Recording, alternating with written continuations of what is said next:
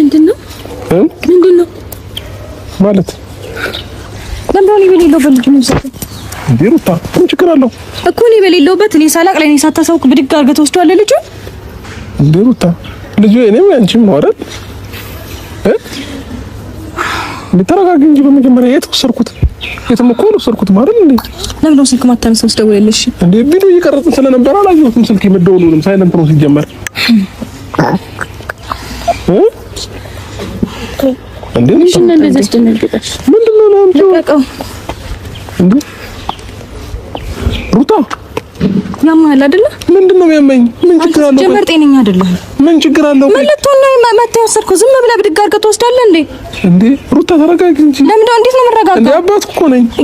ይሁን እንደሆነስ አባቱ ይሁን እንደሆነ ያለ እኔ ፍቃድ ያለ እናቱ ፍቃድ ምንም ነገር ሳላቅ ብድግ አድርገህ መውሰድ ትችላለህ እንዴ ምን ችግር አለው ቆይ በደንብ ችግር አለው እና ምን ምክንያት ነው በደንብ ችግር አለው እንዴ አንቺ እቃ ነው ዝም ብለህ ብድግ አድርገህ እንደፈለግህ አንስተህ ይዘው የምትሄደው እንዴ ሩታ ተረጋጊ በመጀመሪያ ራስሽን አረጋጊ እያወራሽ ያለሽው ነገር ግን ታውቁሻል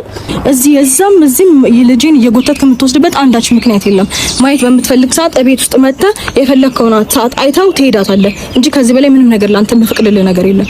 አይ ካልክ ደግሞ በእንደዚህ አይነት አግባብ መሄድ ከፈለግክ ደግሞ ኖርማል ነው ታውቀኛለህ ምንም ነገር ማድረግ እንደማያቅተኝ